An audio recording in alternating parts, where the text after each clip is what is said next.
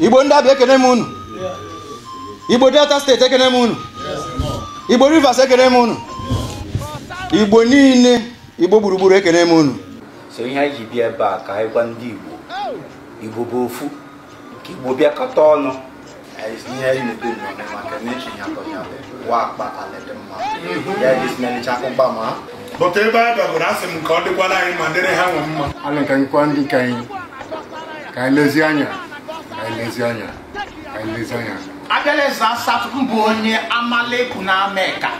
With different dialects, one language and one culture, the Igbo, one of the major tribes in Nigeria, are in the southeast, south-south and north-central regions of the country.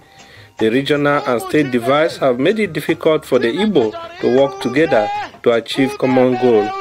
Worried by this scenario, an Igbo socio-cultural organization with the name Unify Igbo Now convened the conference in Asaba, Delta State capital. Once I traveled from Onitsha to Asaba on the Niger Bridge, I could feel how our ancestors crossed each side to build another settlement. And I said to myself, if the river wasn't a barrier to our ancestors, why us? Why would we be demarcated by artificial nomenclature like Southeast, South-South, and North-Central? I bet people who weren't deterred by natural barriers wouldn't be caged and divided by artificial ones. To unify with our brothers and sisters across Niger and fashion one Igbo family has been the battles of our ancestors. And as the river flows, so shall the unity flow with it. But one way to achieve this is by listening and answering the calls of our ancestors. The group says it is disturbing that Igbo-speaking communities have forgotten that before the regional demarcations done by the colonial masters, the Igbo people have existed as one tribe with one culture. Deny ndo Igbo kpọrọ deny na ma boro ịdị n'etiti Igbo niile. Ojebo na ịbịa na Nigeria taa. Achị ikewu ihe ya bịara Igbo ebe ọ dị mma. Enu ka a na-asị na Anambra, Imo, Abia, Ebonyi na Enugu so ha nwawu ndị Igbo enwe na Nigeria. Ije na news house enu ka a na-asụ mainstream Igbo. Asụsụ a niile ọ dị deceptive.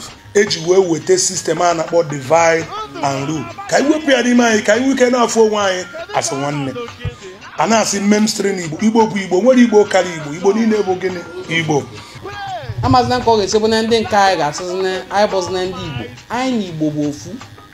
Ọ dị dịka ile na eze ya ma nwee ike wepụ nwa na-abịa n'ime ọnụ. N'ọka anyị na ndị Igbo si dị. Enwe m ụmụnne na Mbaise. Ikwu a ga-eji na-aza ụbụrụ wee na-azaza maka onuwe asụ ụvụrụ. Enwe m ụmụnne na Ebonyi steeti wee na-azazi ụbụrụ. Anyị nwa na-akpụ ụbụrụ. Mana enye niile chani ofu ụbụrụ chi nwa mkpụ afa ka ọ bụ. Ya ka anyị niile chasi buni. This one is not real Igbo. This one is fake Igbo. I'm pleading this medium for everybody to please, when you see a banker man, recognize him as a full Igbo person. Anya bụ kita na ka anyị jikọ ọnụ. Onweghị etu anyị ga-esi ga-enwe prosperity na anyị jikọ ọnụ na gịnị na omenala. We are out to partner with them, to partner with you, to partner with every other Igbo organizations. Name of ma. Maka na ọ dịleba anyị mma, ọ dịla anyị janine mma. If you don't know your culture, you are an influencer, as the Igbo people say. More than one national Igbo ofuma. Maka na you've been in Nsukka for a very long time. So you have to look at your culture very well and try to identify yourself. Onye na-enwere identity, onye anara. The conference was attended by members of Igbo-speaking communities in Kogi State, Edo State, Rivers State, Cross River State, as well as Igbo-dominant states of Delta, Anambra, Enugu, Imo, Abia, and Ebonyi states. When I want the Igbo beacon, no dying of that. When you want to do I am on a group, she is in a cat with group. When you are a honor, Ramakon or down or that. Onye ma oge etinye n'ọnọdụ a etinye. Onye egburu maka ọnọdụ a ọ ga-eje n'igwe ọ ga-eje ọkwụmụ. Maka ọ ka e wee mee ka Igbo bụrụ otu. Maka tribes ndị ọzọ bụ otu. Anyị ga-abụkwu n'otu. This conference is meant to unify, first of all, with the proponents, people who are especially from the identity affected areas.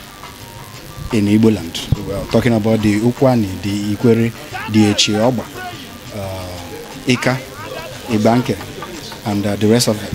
So in order to have an agreement, in order to work together for the interest of the unification of Igbo. The reason why we are doing this is to make sure that Igbo are together to defeat our political wars, to defeat the identity crisis that has been with us from onset. Highlight of the conference was the conferment of chieftaincy title to the conveners of the conference.